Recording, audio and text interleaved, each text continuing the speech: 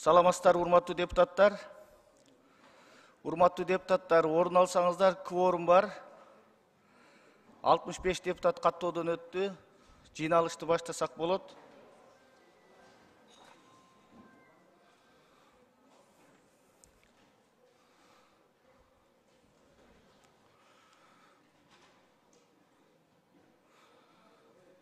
Урматтуу депутаттар, бүгүнкү отурумдун күн тартиби сиздердин алдыңыздарда турат. Андыктан тааныштыгыңыздарды ойлойм.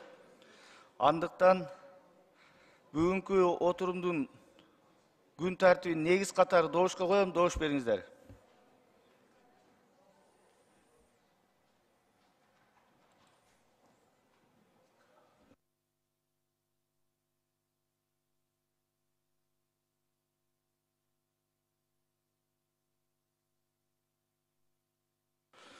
Макул 62, каршы жок, бар 62, катал 71. Негиз катары кабыл алынды. Үчүнчү микрофон. Саламатсыздарбы? Урматтуу Нурлан Тургунбекович, урматтуу коллегалар, кармап аткан орозоңор кабыл болсун. Ыкчам реакция кылып, тез арада реакция кылчу маалымат. Кече күнү СМИде тарады. Казак Республикасынын Соода министрлиги 1-июндан тартып Кыргызстанда лицензияланган товарларды сатууга, колдонууга бөгөт коюп, запрет кылып аттыр. Ошол боюнча биз бул эгер ошол токтом кабыл алынып кала турган болсо, Кыргызстандын жалпы экономикасына, соодагерлерине, бизнесмендерине, жалпы инвестицияга тартылып аткан чоң залакасы тийип калчу нерсе. Ошондуктан, урматтуу төрага, биз өкмөттүн кайсы органы ошого жоопкерчиликтүү тийиштүү болсо, ошолордун маалыматын угуп койсок, анткени биз азыр ошого чара көрүп, өзүбүздүн сунушубузду айтып калбасак, Казакстандын ошол токтомуна биз бөгөт коюп калбасак, бул деген экономикага чоң таасир этчү нерсе. Ошондуктан, урматтуу төрага, ушул боюнча тапшырма берип коюңузду суранам. Рахмат. Рахмат. Алмаз Акунжанович, бул маселе боюнча министрлер кабинетинин пикирин сөз билдирип коюңуздар. 6-чы микрофон. Рахмат, урматтуу төрага, урматтуу кесиптештер, кармаган орозуңуздар кабыл болсун. Мен биринчи көтөрөт маселе жанагы урматтуу Нурлан Тургунбекович, Алмаз Акунжанович, жанагы быстрый заряд дегенди тапшырма берди келе өткөндөчү. Бул боюнча мен айтайын дегеним, азыр уже ажырашып, кээ бирлер уже асылып өлүп аткандар бар. Ушул боюнча бир кыска маалымат берип койсо жакшы болот эле. Хотя бы жок дегенде бир Акипресстен эмне иштер болуп атат. Ушуну көзөмөлгө алып берсеңиз. Менин округумдагы азыр кече күнү 34 кишинин каттоосу менен арыз келип түштү. Дагы толтура дейт, уялып жазбагандар бар дейт, анын ичинде айтор көңүлчөндөрдөн чыгарбасаңыздар ушуну. Экинчи маселе, мына кече жакында Кристалл заводу мамлекеттин карамагына өттү деген биздин ГКМнын маалымат тарады. Бул жакшы нерсе, бирок ошол жердеги мага кече эле жакында кат келип түшкөн трихлорслан деген уулуу зат бар. Ошол жердеги где-то 80 тоннадай. Ошону Алмаз Акунжанович, Минприродага Акылбек Семештин өзүнө жеткизип болсо дагы чалбасаңыздар, бул азыр ысыкта мунун кайноо температурасы где-то 37 градус экен. А Ташкөмүрдө 45 градус болот ушулчу. Ошону бир көзөмөлгө алсаңыздар, ушуну утилизация кандай кылат, эмне кылат ушунчу. Өткөндө тиги өзгөчө кырдаалдар министрлиги дагы муну ошол жердеги бир ээлик кылгандар жок кылыш керек деген бир таянак келишкен. Бирок азыр эми мамлекетке өткөндөн кийин аны мамлекет жооп берет бугачы. Ошондуктан ушуну көзөмөлгө алсаңыздар. Анан дагы бир айта турган маселе, мына 92 жаштагы бир эне кайрылды мага. Ушунун мурасты кабыл алууда жана берүүдөн мураскор укуктары бузулуп аттыр. Ушунун неберелери бар экен. Ушу неберелерине Ташкөмүр шаарынан неберелерине ушул атасы каза болуп калган атасынын мүлктөрүнүн эч кандай эч нерсе бөлүнбөй калган. Да ушу 92 жаштагы эне мага кайрылган экен, мен барам деп, анан мен өзүм уялган, өзүм барып ошону сураштырсам ушундай экен.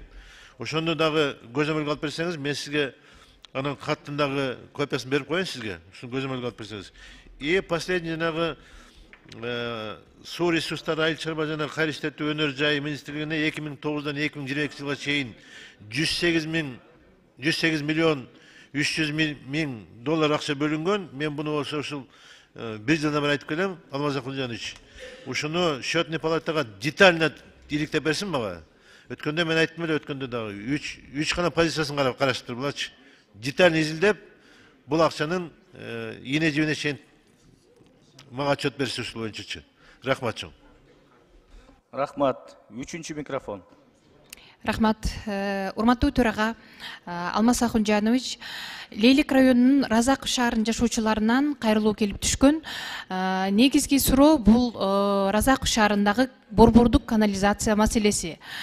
Бул кайрылууда төмөндөгүдөй жазышат. Шаарда Союз мезгилинен бери курулган 22 көп кабаттуу үйлөр бар. Жана ошондой эле борбордук оорукана, райондук мекемелердин имараттары жана башка райондук ошол райондук деңгээлдеги тамак аш соода саттык имараттары жайгашкан. Бул районубуздун ошол шаарыбыздын канализация маселеси чечилбегендиктен ошол биринчи кичи микрорайон жана ошондой эле ошол борбордук оорукананын тегерегинде жана ошол көп этаждуу үйлөрдүн айланасында жашаганга мүмкүн болбой калды дейт. Күндөн күнгө бул жер сазга айланып баратат. Ошондой эле мына күн ысыган сайын жагымсыз жыттар пайда болот. Райондун ошол шаардын жашоочулары суранып атышат. Башка маселелерди жылдырып болсо дагы ушул биздин канализация маселебизди чечип берсеңиздер деп. Анткени бүгүнкү күндө Разак шаарында ички асфальттарды оңдоо, таза суу боюнча түтүктөрдүн курулуштары жана башка жумуштар болуп жатат. Бирок ушул канализация маселесине эч көңүл бурулбаптыр. Ошондуктан протоколдук тапшырма берип койсоңуз, Разак шаарындагы борбордук канализация маселесин тез арада чечип берүү боюнча. Жана ошондой эле ушул шаар мэриясы тарабынан дагы бүгүнкү күнгө чейин көтөрүлбөгөндүгү чоң суроо деп кайрылып атышат да. Ушул маселени сөзсүз түрдө көзөмөлгө алуу боюнча тапшырма берип койсоңуздар. Чоң рахмат. Рахмат. Биринчи микрофон. Урматтуу төрага, өзүңүзгө белгилүү болгондой биздин комитеттен 2 депутат мандат тапшырып кеткен. Азыркы күндө кворум болуп 3 жумадан бери комитет өткөрбөй жатабыз да. Сиз тапшырма берсеңиз, фракцияларга, мекенчи элдик тобуна бирден биз депутат берсе, алар милдеттүү да ар бир эмеден фракциядан келиш керек да комитеттергечи. Ошону бүгүн күн тартибине коюп, комитетте карап берсе, биз эмдиги жумадан карай баштайт элек да. Рахмат. Рахмат. 4-нчү микрофон. 15-нчи округ Алтынбеков, саламатсыздар урматтуу депутаттар, урматтуу төрага, урматтуу Алмазбек Акылжанович. Мына мамлекетибизде көрүнүктүү жакшы иштер болуп атат. Ал иштердин бири бул мамлекеттик ипотекалык компания аркылуу турак жай жок мамлекеттик кызматчыларга, жана врачтарыбызга, мугалимдерибизге жана мигранттарыбызга мамлекет башчыбыздын программасы ишке ашырылып атат. Кече күнү мына биз бюджет комитети көчмө жыйын өттү мамлекеттик ипотекалык компанияда. Ишмердүүлүгү менен таанышып келдик, жана ошондой эле курулуп жаткан үйлөр менен да көрүп келдик да. Иштери аябай жакшы. Мен сунушум жогорку кеңештин аппаратынын кызматкерлерине жөнөкөй турак жайга камсыз болгон кызматкерлерге ушул мамлекеттик ипотекалык компания аркылуу ушул көп жылдык жогорку кеңештин мөөнөткө берилген жерине көп патрилүү үй куруп берүүсүн сунуш кылам. Протоколдук тапшырма берем, урматтуу төрага.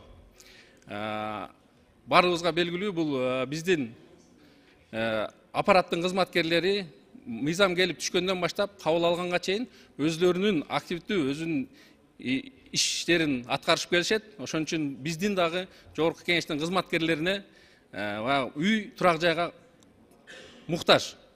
Мен баса белгилеп кетем, урматтуу депутаттар, жогорку кеңештин депутаттарына эмес, бул жогорку кеңештин аппаратынын жөнөкөй кызматкерлерине.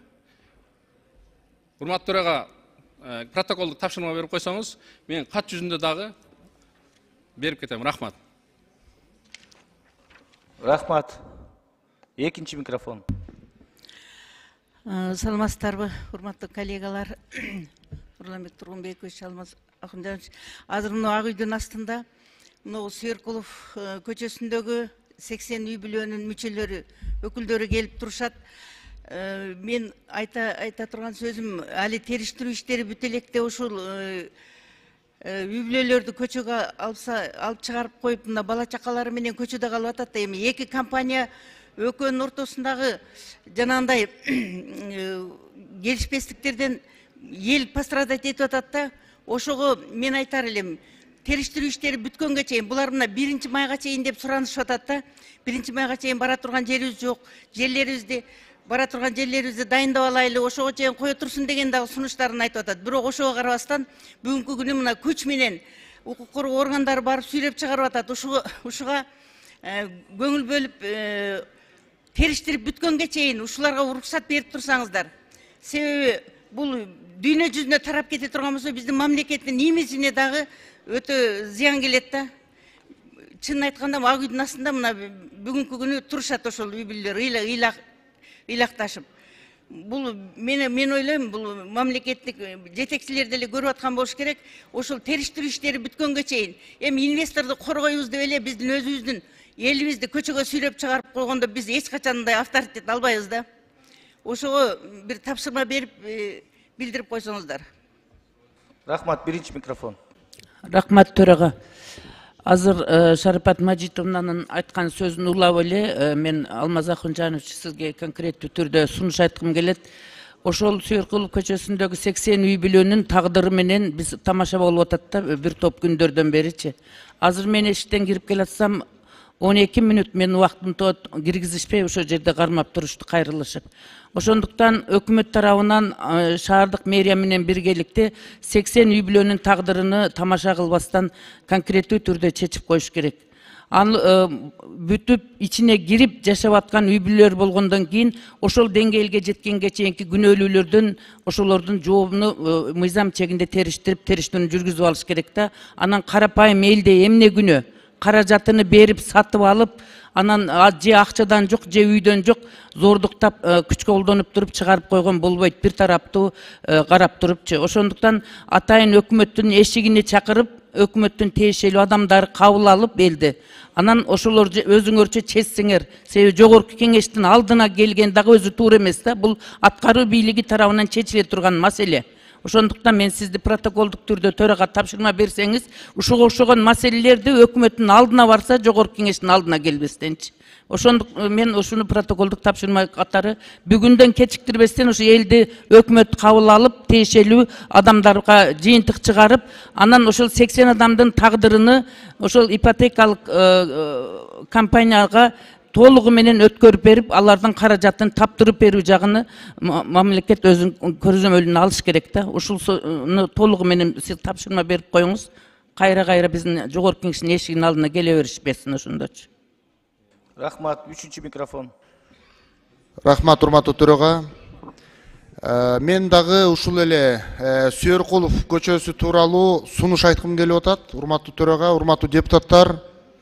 Мына биздин айым депутаттарыбыз дагы айтып атат. Чындап эле Кыргызда чымчыктын дагы уясы бусулбасын дейт. Ошол сыяктуу Кыргыздын үй бүлөлөрү бүгүн көчөгө чыгып калып атыптыр. Бенде бир сунуш, сот чечими жүрүп атыптыр, сот чечими чыкканча биз, урматтуу депутаттар, сиздер кол коюп берсеңиздер. Ошол сот чечими чыкканча үйдөн чыгарбай турбайбы жок дегенде. Андан кийин анан мыйзам чегинде карай беришсин. Кандай дейсиздер? Мен ушул сунушту айткым келет. Мүмкүн болсо ушул кол топтоп өкмөттөн урматтуу төрага суранып көрөлү. Сот чечими чыкканча жанагы Сүйөркуловдагы үй бүлөлөрдү ошол жерден чыгарбай турсун деген сунушту айткым келип атат. Рахмат. Бешинчи микрофон.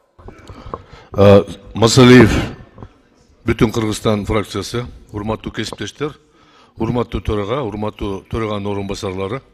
Бир маселеге көңүл бургум келип атат. Акыркы 1-2 айдан бери Кыргызстанда реформа жүрүп атат, административдик реформа деп коет. Президенттин жарлыгы менен кээ бир айыл өкмөттөр башка айыл өкмөттөргө кошулуп, майда болгондорду көбөйтүп, анан Бишкек шаарына ошондой эле жарлыктын негизинде 3-4 айыл өкмөт кошулуп атат. Конституцияға ылайыктуу, 80-ші беренесине ылайыктуу, бул биздин жогорку кеңештин функциябыз. Административдик территориялык бөлүүнү. Биз ал маселени караган жокпуз.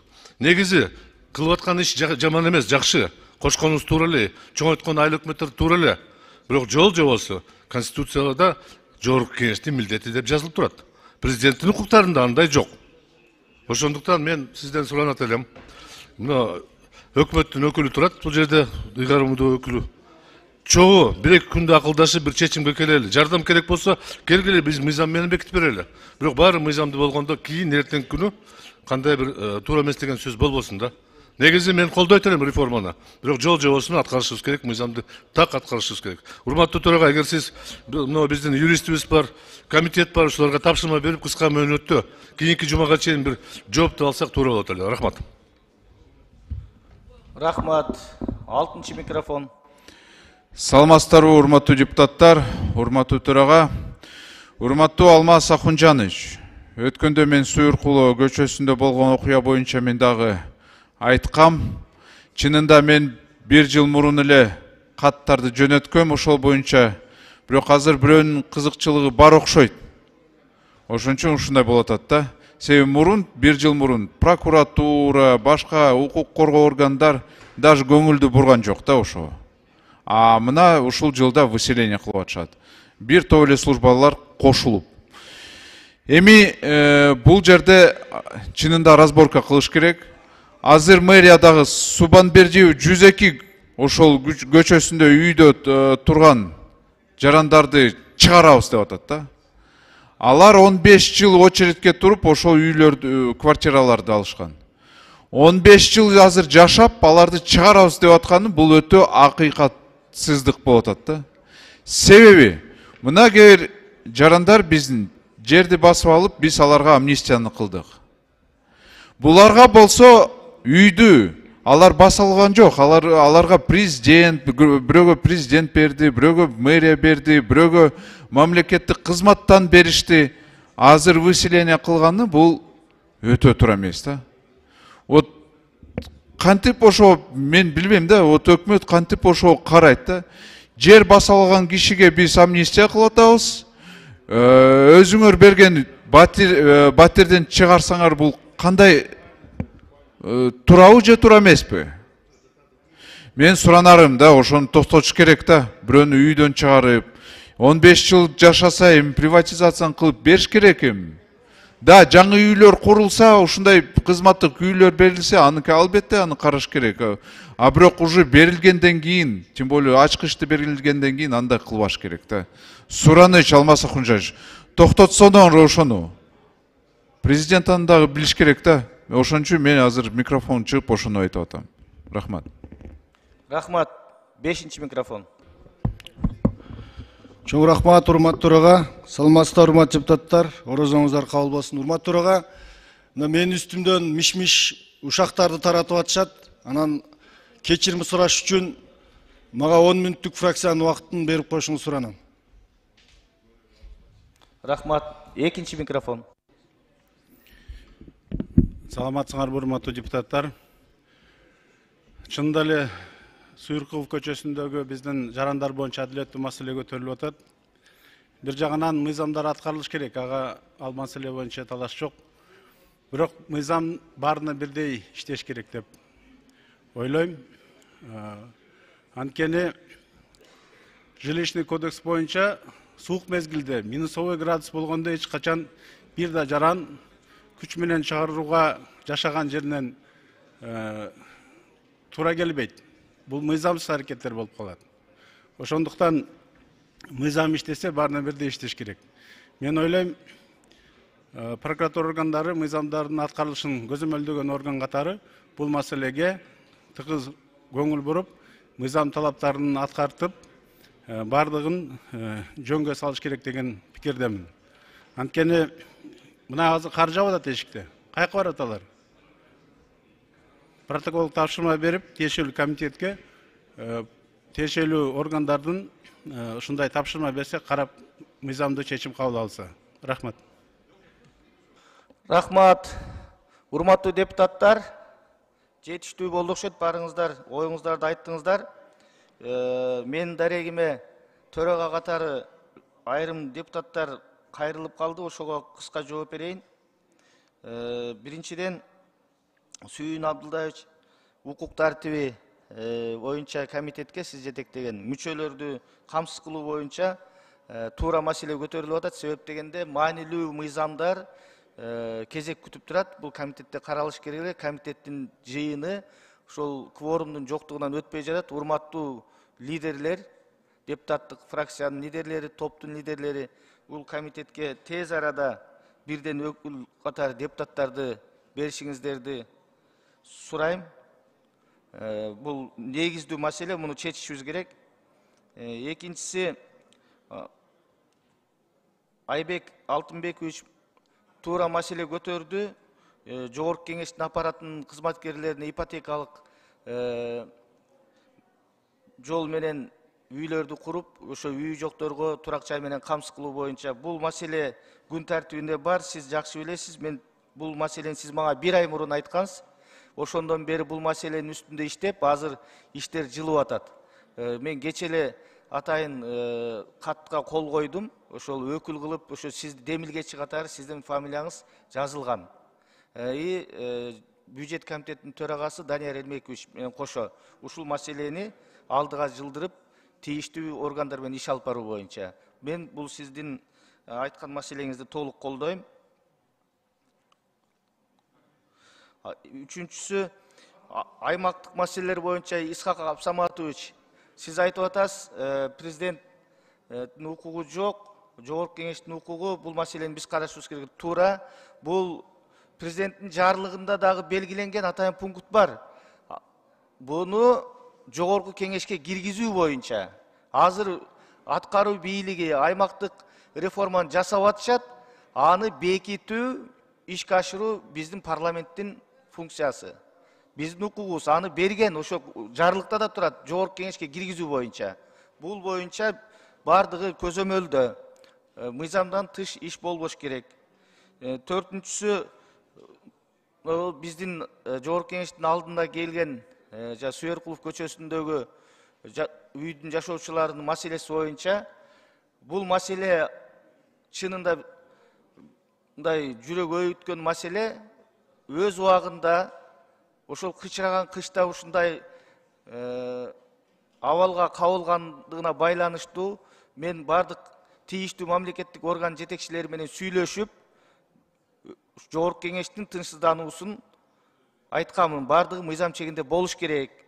1-2 ай күтүп, ошо соттун чечимин бүтүп карасаңыздар болмок. Анткени кычыраган кышта ушундай жаш балдар менен өзүбүздүн кыргыздын жарандары ушундай абалга кептелгени бул туура эмес деп мен айтканмын. Бул боюнча туура маселе көтөрүлүп атат. Кычыраган кышта, суукта мындай терс көрүнүштү жаратпаш керек эле.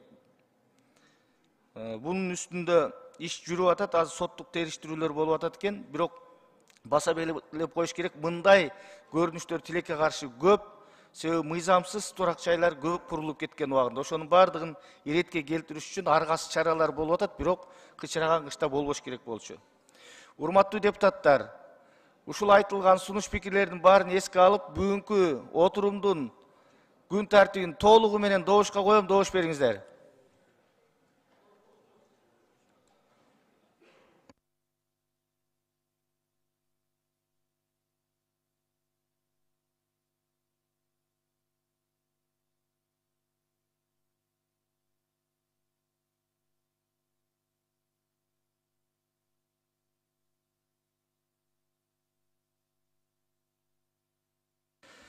Макул 75, каршы жок, бары 75, катталды 84. Күн тартиби толугу менен кабыл алынды. Урматтуу депутаттар, Шайлообек мырза фракциянын 10 мүнөтүн сурады. Добушка коем, добуш бериңиздер.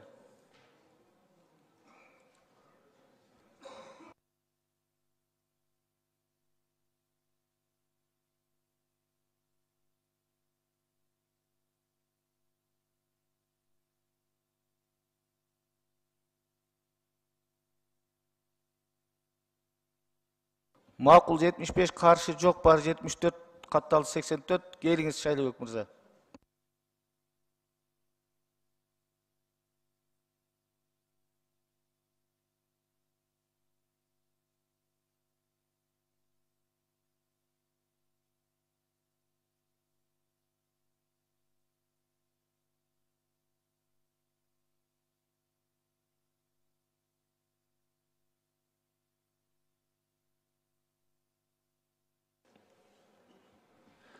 Саламатсыздар, урматтуу депутаттар, урматтуу төрага. Барыңыздарды ороз айы менен куттуктайм. Мына акыркы бир апта десем болобу? Бир аптадан бери мына абдан көп кара пиарлар уюштуруп атат, айрыкча менин үстүмдө. Ушуну мен сурайын деп аттым эле. Ушуну кимдер уюштуруп атат? Ошол блогерлердин, журналисттердин артында кайсыл саясатчылар турат? Же бир эл аралык атайын бир кылмыштуу топ барбы? Мына адам баласы ооруганда лечение кылып келгенге акысы бар да, туурабы? Мен 15 күнгө лечение кылып келсем болбой, ошону дагы ызычуу кылдыңыздар. Урматтуу фейктер. Экинчи, мына кечетен бери атазып митинг уюштурат экен деп атасыңар. Урматтуу фейктер, фейктин артындагылар. Эки жүздүү саясатчылар, афристер. Митингти ошо өзүңөр уюштурасыңар. Мен өмүр бою мамлекетчил болуп келгем. Мамлекеттин туусу үчүн, спорт үчүн кыргыз желегин кучактап дүйнөлүк аренада ыйлаган балам. А силер болсо мага тескери кылып туруп митинг уюштурат деп атасыңар. Ошол тилегиңер таш капсындагы өзүңөр менен өзүңөр болгула. Бул экинчи маселе. Үчүнчү, мына мандат боюнча. Мандат бул адамды бейишке кирди же чыкты деген эмес го.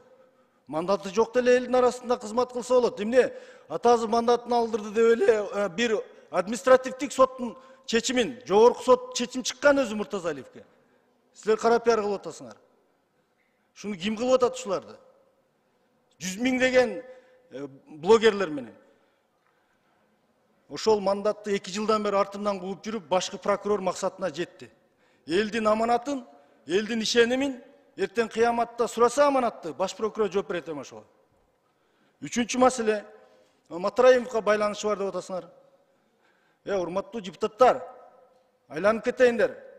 Урматтуу кыргыз элим, бул Матраимов менен байланышы жок кайсы саясатчы бар азыр? Мен кыргыз спортун көтөрүш үчүн Матраимовго чейин дагы өтө көп адамдар менен байланышкан. Кыргыз спортчуларына көп нерсе керек экен, өкмөттөн сырткары.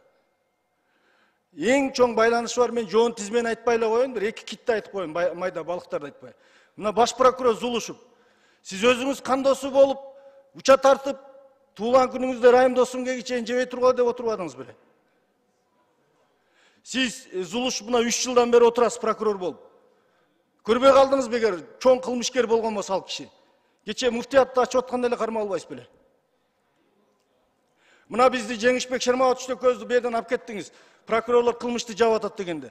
2 прокурорду алып кетип, анан ошондой адамдарга күчүңүз жетпей калды. Мына баш прокуратурада 700 миң долларды алып, казино ойноп отурат, сейфтен алып чыгып. Ошол үчүн да моралдык акыңыз жок болчу ошол жерде отурганга. Мына ишкерлердин бардыгына мыйзамсыз иш козголуп атат. Баш прокуратура. Президенти Ташиевди жаман көрсөтүп атасыз. Мына бүгүнкү күндө прокуратурада жылына 300дөгөн адам мыйзамсыз иш козголуп, жогорку соттон акталып атат. Мына 3 жылдан бери отурдуңуз, 900 адамдын тагдыры менен ойнодуңуз.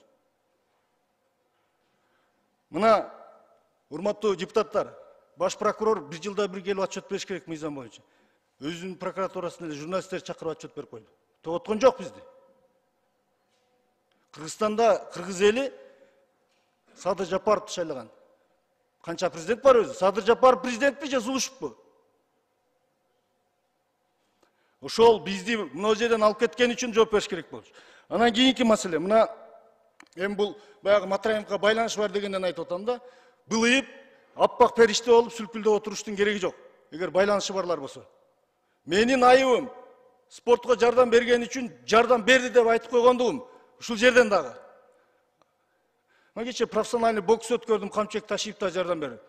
Бар эле жардам берип атат, айтайын анда. Душум бузулуп калды эле, Азамат Арапаев жардам берген. Мына министр Алымкадыр Сабирдиновичти камадыңыз, акталып министр болуп отурат. Канчалаган адамдар ыйлап атат азыр ушу баш прокуратуранын мыйзам иш козгогонунан. Мени ага буга байланышы бар деп эле ачык эле айтып коюш керек эле.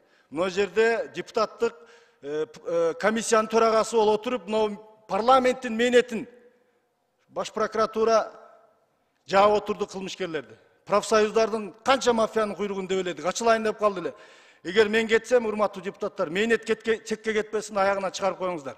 Мына эми бүт мафиянын башы ачылып калды эле. Кийинкиси, мына 2 жылдан бери издеп жүрүп, 25 жыл мурун ошто стадиондо 77 метр жер беришти эле чемпион болуп келгенине.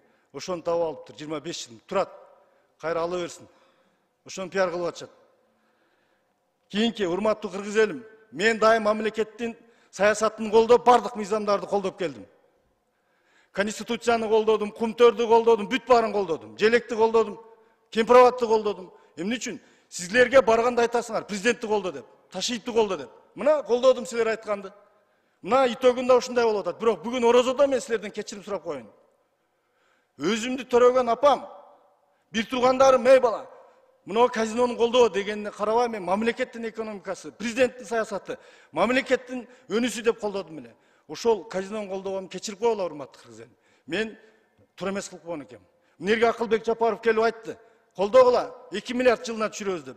Кече карасам, 100 миллион түшпөптүр. Акылбек Жапаров 2 миллиард деп баарыбызды алдаган үчүн колдоп койдум. Мен өкүнүп атам. Казинону колдогон үчүн. Мен аркага тартам.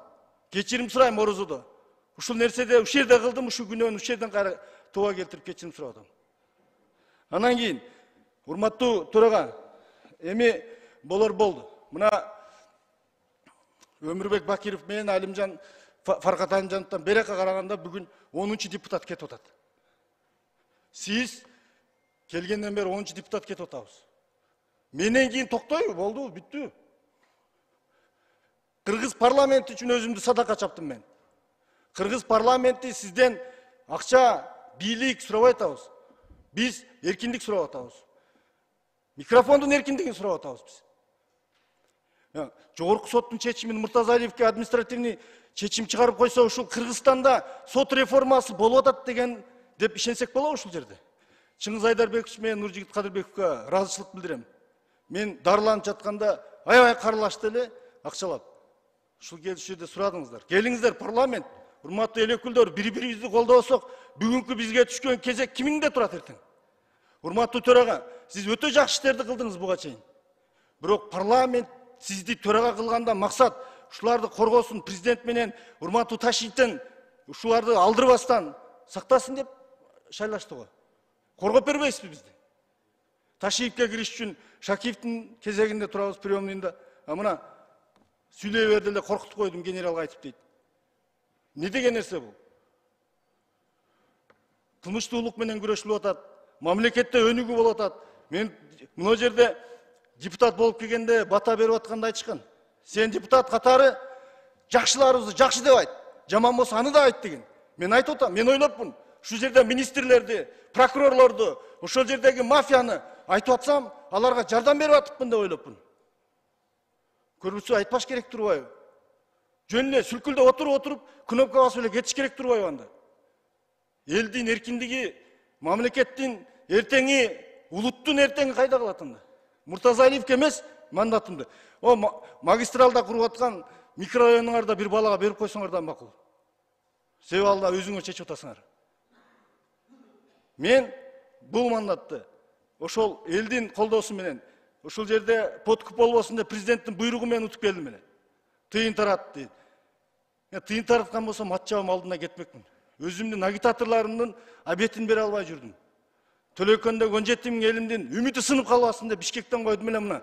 Көлдөн, Таластан, Нарындан келип колдоп отурушты штабта. Мына ушуну кече чыгарып атасыңар. Бул айли чечим чыга эле го, эмне үчүн алынды деп караладыңар? Адамга мүмкүнчүлүк бербейсиңер, денсаулык. Мына бир балабызды 30 күн кармап отурдуңар. Бүт баарын тартып алдыңар. Бул жетип атабы президент менен Ташиевке бул нерселер? Урматтуу төрага. Мен өзүм өмүр бою үйрөткөн өнөрүмдө спорт залынан лапамды алып чыгып кеткенге мүмкүнчүлүк бербедиңер го. Биз элдин атынан ушул жерде болуп аткан кылмышкерлерди айтыш үчүн ушул жерде сүйлөп коюп атабыз. Аны жөн эле айтыш керек болчу. Муртазалиевке берени алдың. Сен мына профсоюз боюнча мафиянын куйругун тебелеп алдың, курортторду алгандын. Прокурорго кайша сүйлөдүң, министрлерди сындадың. Мына жердеги кылынып аткан иштерди айтып коюп атасың деп айтсаңар, мен бошотуп берип кетмекмин.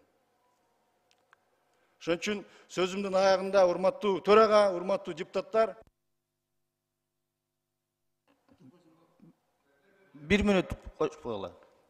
Урматтуу төрага, урматтуу депутаттар, мына кичинекей кызыл корочка бул бейишке кирген лицензия эмес. Бейишке Алла Таала киргизет.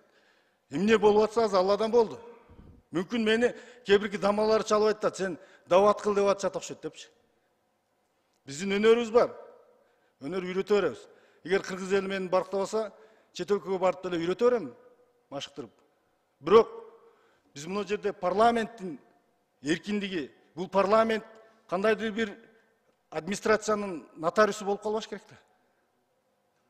Ким сүйлөсө алып кирип камай койгон тур эмес. Эркиндик керек. Мен мамлекетчил катары мына жердеги митинг уюштурат экен, антет экен, мынтет экен дегендерге чекит коюп коеюн деп чыктым.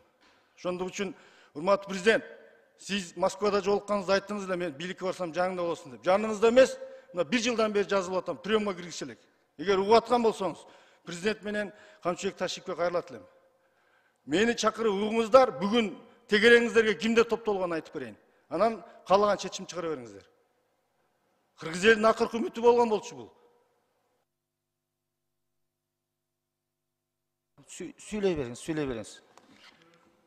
Акаевдин маалында уудуну 1 апта Баяман палуандын балдары менен кайтардым. Ууду талкаланбасын деп. Бакиев бас кам төгүлгөндө Ошто улуттар окуяда кайтардык имараттарды. Ар дайым бир учурда дагы бир президентте министр же депутат болбодум. Мен ушул Садыр Жапаров менен Ташиев келди. Эми элде эркиндик болот, патриоттук жашоо болот. Бизге окшогон балдарды далын таптап иштетет деп үмүт менен ушул жака адаманатыйдан койдум мен. Бир партияга куланып алып келбестен. Элдин колдоосу менен келдим. Бул бүгүн мейли кетире бериңиздер. Бирок убакыт келет, Алла Таала кайра алып келет. Элим кайра көтөрөт. Мен буну чөгүү, бактысыздык эсептебейм. Бактылуулук элдин арасында эркин жүргөндө, элдин жүрөгүндө жүргөндө. Чыныгы сурак бул кечеги сурак эмес. Мына менин талапташтарымды төрага билесиз. 32 күн камап жатышты, урматтуу депутаттар. Мен 6 айдан бери эч кимге айтпай жүрөм. Түндөлөрдө барып атам СМБга. Билбей атышат. Ошолорду камап жатышты. Бардыгын тилимди басып келдим тишим менен. Бирок эч нерсе таппадык 6 айдан бери. Урматтуу баш прокурор, таппадыңызбы 6 айда? Кетпейсизби эми отставкага? Сиз кеттиңиз, Матраев менен байланышыңыз бар. Артынан кетпесе мен жигит эмесмин. Сиз бүгүн баш прокурор иштегенге моралдык акыңыз жок. Толуп кетти сиздики.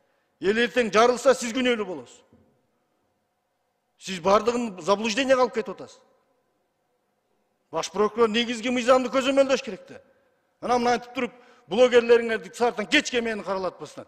Мен алардын алдында каралаган, мен Алланын алдында таза балам. Кыргыздын желегин көтөрүп, патриотторду өстүрүп жүргөн балам. Аларыңар мага өтпөйт. Урматтуу кыргыз элим, мен апамды укпай, туугандарымды укпай, ошо казинону колдоп койгон кечирим сурап, алдыңарда ак болдум. Мына кечиргиле орозодо, ал эми жалпы урматтуу парламент. Мына 10-чу депутат токтогон болсо, мен садакага даярмын. Бирок парламенттин эркиндиги ар дайым сакталыш керек деп эсептейм. Рахмат. Рахмат. Урматтуу депутаттар, урматтуу Шайлообек мырза, сиз менин дарегиме 1-2 сөз айттыңыз. Мен сиз менен ак энеге айтышкым келбейт. Орозонун маалында бири-бирибизге гыйбат кылбайлы, бирок мен коомчулук үчүн бир сөздү калыстык үчүн айтып коеюн. Сиз менин мүнөзүмдү абдан жакшы билесиз. Колман келишинче сиздин маселелериңизди сиз кайрылган учурда мен чечип жүрдүм. Ушундай иштер болуп атканда дагы сиздин маселеңизди мен кайдыгер караган жокмун. Айта турган жерге айтып, дей турган жерге деп коргоп келдим. Билесиз аны, аябай жакшы билесиз. Коомчулук муну билиш керек. Бул бир.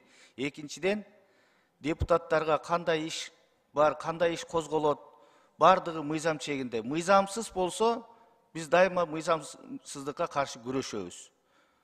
Бул бир. Экинчиси, сизди бул жерде сөз бербей, сүйлөтпөй койгон эч ким жок, азырда калышынча сүйлөдүңүз. Бул дагы парламенттик демократиянын бир ачык көрүнүшү. Ачык көрүнүшү. Siz söz suradыңыз, бердік. Каалаган депутат каалагандай сүйлөйт. Сүйлөп келип атат. Эч кимдин оозун тыйып микрофонду өчүргөн жокпуз. Ким эмнени сүйлөсө сүйлөйт.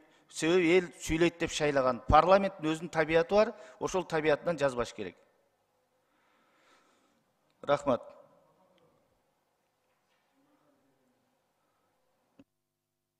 Бешинчи микрофон. Рахмат, урматтуу төрага. Азыр Шайлыбек Карабекович айтканына байланыштуу көпчүлүк азыр колуп беришти. Бул жагынан доматтар айтылды. Чындыгында 13 депутат кетти. Ушул жагынан комиссияны түзбөйлү. Жогорку кеңештин ыйгарым укуктарында мыйзамдарга тиешелүү талкабания беребиз. Комиссияны түзбөйлү. 13 депутат кетти. Бул жөн эле маселе эмес. 90 депутаттан 13 депутат кетти. Биз дайыма айтып атабыз, бул мыйзамдуу эмес. Бул эмне деген? Теулеп сепсеп биздин укуктарыбызды. Мындай болбош керек. Бул бийликтин башка бутагы. Элдин шайлаган өкүлдөрү. Элдин үнү ушул жерде айтылат. Мындай болбош керек, сиз реакцияны жасашыңыз керек. Төрага катары. Туура айтылды ушул жерде, Шайлыбек Карабекович. Кандай дейсиздер, урматтуу депутаттар? Мындай болбош керек. Биз унчукпай эле отурабызбы? Демократиялык коомдо жашап атабыз деп, сөз эркиндиги бар экендиги айтып атат. Макул анда ушул негизинде комиссияны түзбөйлүбү? Мен сунуш киргизип атам, урматтуу депутаттар. Добушка коюңуз. Рахмат. Сиз жакшы билесиз, регламент боюнча буну комитетте карап, анан сунуш кагаз жүзүндө келиш керек.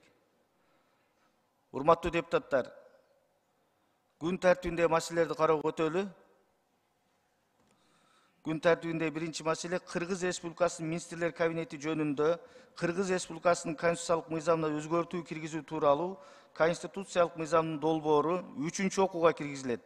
Демилгечилер депутаттар Жумабеков, Мураталиев, Жакышев, Кыдыкбаев, Таалайбек кызы.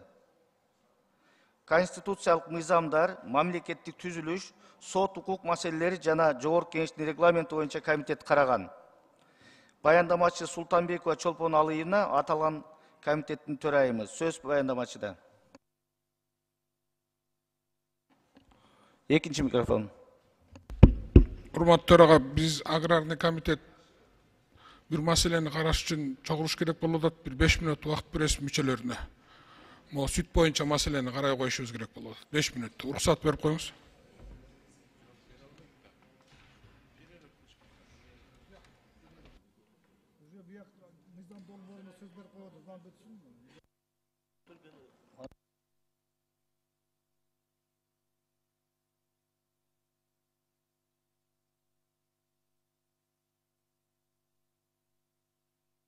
Урматтуу депутаттар, аталган сунуш боюнча 3-чү окуудагы маселелер каралгандан кийин белгиленген убакытта аталган комитетке тыныгуу учурунда тыныгуу алып, жыйын өткөргөнгө сунушту добушка коем, добуш бериңиздер.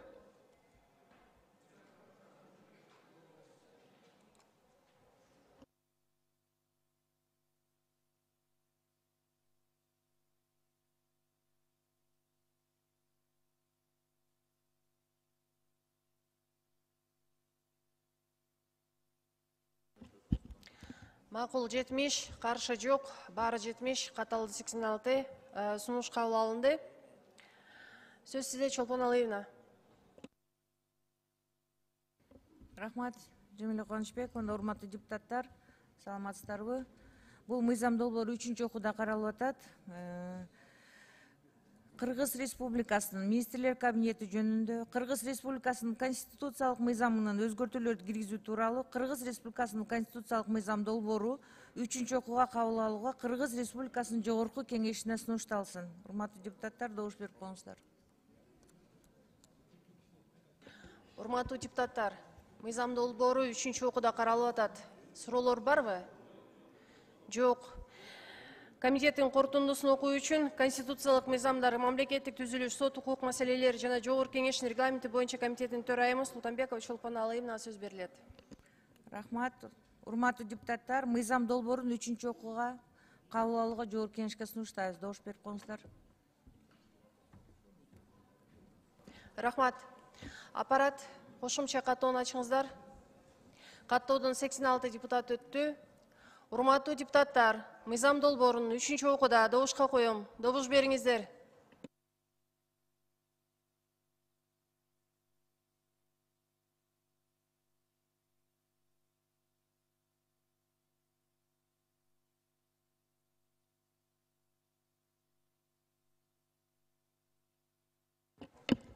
Макул 74, каршы жок, баары 74, катталды 86, Конституциялык мыйзам долбоору 3-окууда кабыл алынды. Кийинки маселе.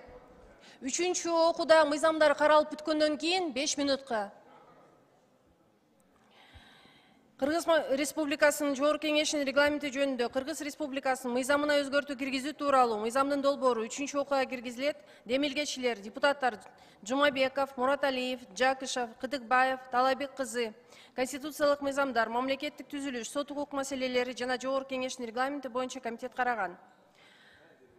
Баяндамачы Султанбекова Чолпон Алыевна, конституциялык мыйзамдар, мамлекеттик түзүлүш, сот укук маселелери жана Жогорку Кеңештин регламенти боюнча комитеттин төрайымы. Сөз сизде, Чолпон Алыевна. Рахмат, Жамиля Кубанычбековна. Урматтуу депутаттар, мыйзам долбоору 3-окууга кароого сунуштап атабыз. Комитеттин корутундусу. Кыргыз Республикасынын Жогорку Кеңешинин регламенти жөнүндө Кыргыз Республикасынын мыйзамына өзгөртүүлөрдү киргизүү тууралуу Кыргыз Республикасынын мыйзам долбоорун 3-окууга кабыл алууга Жогорку Кеңешке сунуштайбыз. Урматтуу депутаттар, добуш берип коюңуздар. Урматтуу депутаттар, мыйзам долбоору 3-окууда каралып атат. Суроолор барбы? Жок. Комитеттин корутундусун окуу үчүн конституциялык мыйзамдар, мамлекеттик түзүлүш, сот укук маселелери жана Жогорку Кеңештин регламенти боюнча комитеттин төрайымы Султанбекова Чолпон Алыевна сөз берилет. Рахмат. Мыйзам долбоорун 3-окууга кабыл алууга Жогорку Кеңешке сунуштайбыз. Рахмат. Аппарат кошумча каттоону ачыңыздар. Каттоодон 85 депутат өттү.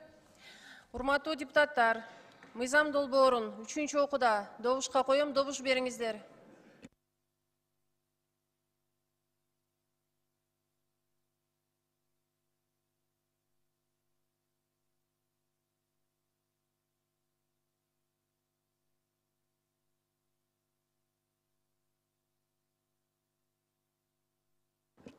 Макул 68, каршы жок. Баары 68, катталды 85, мыйзам долбоору 3-окууда кабыл алынды. Рахмат.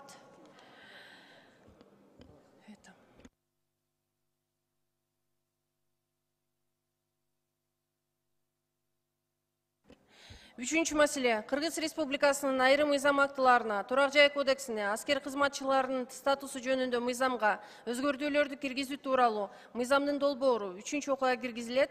Демилгечи Министрлер кабинетинин төрагасы эл аралык иштер, коргоо, коопсуздук жана миграция боюнча комитет караган. Баяндамачылар Примов Улан Бердибаевич, эл аралык иштер, коргоо, коопсуздук жана миграция боюнча комитеттин төрагасы, Тердикбаев Эрлис Жекшенович, коргоо министринин 1-орун басары. Сөз сизде, Улан Бердибаевич. Рахмат, Жамиля Кубанычбековна. Саламатсыздар, урматтуу депутаттар, урматтуу коллегалар. Аталган мыйзам долбоору 1 жана 2 окууда буга чейин колдоо тапкан, өзүңүздөр билесиздер. Аталган мыйзам долбоору аскердик кызматын өтөп жаткан аскер кызматчыларын аларга берилген мамлекеттик турак жайды мамлекет тарабынан кепилдендирилген менчектештирүү укугун ишке ашырууга багытталган. Ошондой эле мыйзам долбооруна 20 жана андан ашык календардык жыл кызмат өтөгөн аскер кызматчыларына аларга берилген кызматтык квартираларды түз сатуу жолу менен менчектештирүүгө укук берүү жагы бекитилет. Урматтуу депутаттар, аталган мыйзам долбоору 3-окууда колдоп беришиңиздерди суранабыз. Рахмат. Урматтуу депутаттар, мыйзам долбоору 3-окууда каралып атат. Суроолор барбы? Жок. Комитеттин корутундусун окуу үчүн эл аралык иштер. Сөз сизде, Дастан Далабаевич. Эрлис Жекшенович, по званию генерал, да, правильно же? Ова. Товарищ генерал, я ваш законопроект поддерживаю. Но вот вы вчера видели видео с Октябрьского военкомата.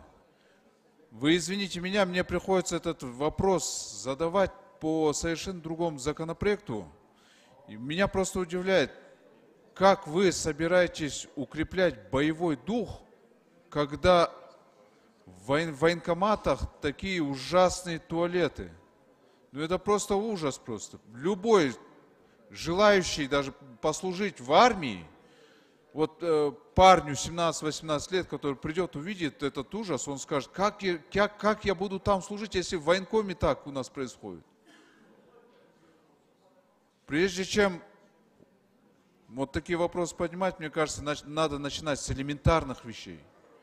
Вы убиваете всякое желание служить в армии вот именно такой разрухой. Надо снести к черту этот туалет, постройте там нормально. Я уверен, что в других районах еще хуже.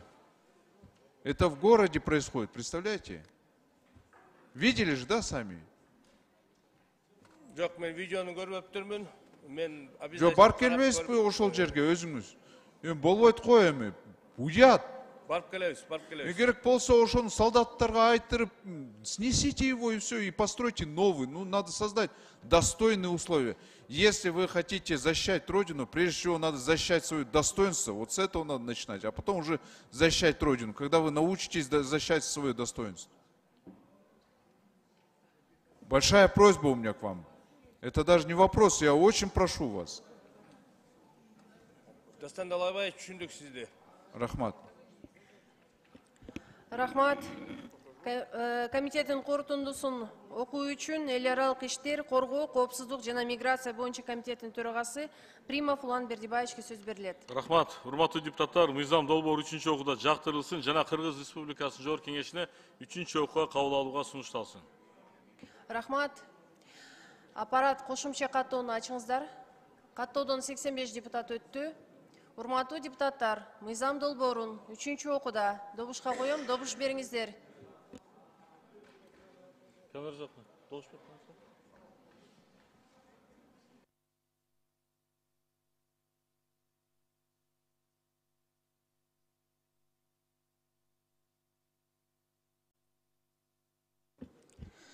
Макул 66, каршы жок, бар 66, катталды 85. Мыйзам долбоору 3-чү окууда кабыл алынды. Чакырылгандар бара берсеңиздер болот. Азыр Балбак Зарылкавичтин өтүнүчү боюнча 15 мүнөткө танапис.